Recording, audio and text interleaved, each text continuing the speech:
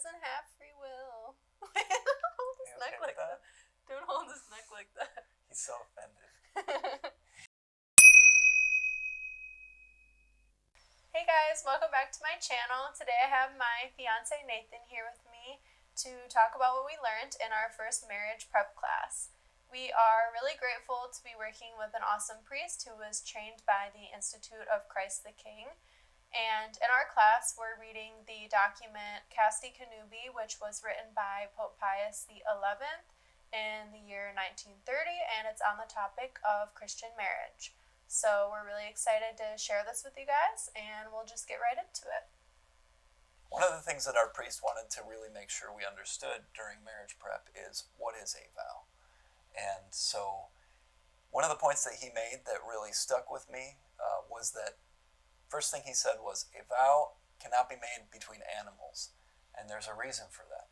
And that's because animals are lacking two things that humans have, and those two things are intellect and free will. The other main difference between a vow and, say, a promise is that a vow is a promise made to God, whereas a promise is just a promise between two people. Another point that we covered is that a vow is not stagnant.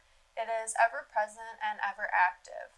So one of the things our priest explained to us is that as a priest, in theory, you should be becoming holier every single day of your priesthood, because every time that you say a mass or hear confessions, you are recommitting to that vow. He also gave us the example that if, say, a husband stops attending mass, but the wife still attends and remains faithful, she actually has the ability to sanctify the whole marriage and bring God's grace to her husband as well.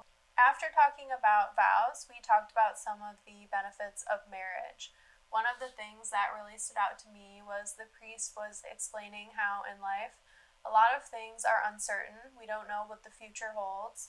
We don't know how many children we'll have. We don't know if there will be a tragic accident. We don't know if there will be natural disasters. But with marriage, one thing is for certain, and that is that I'm going to have this person with me by my side no matter what happens. Another benefit of marriage that was taught to us by our priest was that it's a benefit, it's also just sort of an element of what makes a marriage, is that when a man and a woman come together through the sexual act and through the mystical union of the marriage, they become one flesh. And this signifies and represents and reflects exactly Christ's gift to the church.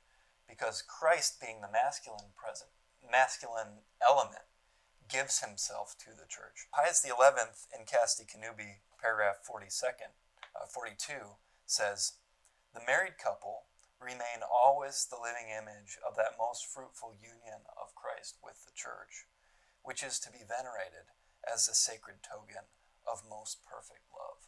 Next, in our class, we were able to ask the priest some of our questions that we had about the document we're reading.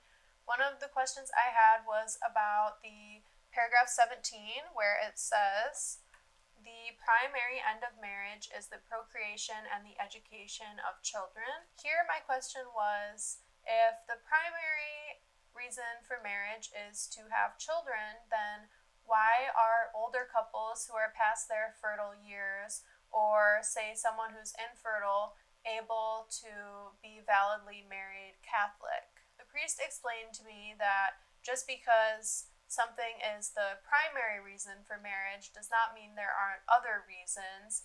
There are also secondary reasons to marriage, and one of them is the mutual support that these spouses provide for each other. One of my main questions was related to education. I really wanted to know what would happen in a case where a family couldn't find a good local education for their kids. And our priest's answer was good. He said that everything should revolve around the child's education. If a family needed to relocate to be closer to a good Catholic school or closer to a good homeschooling community, they should do so.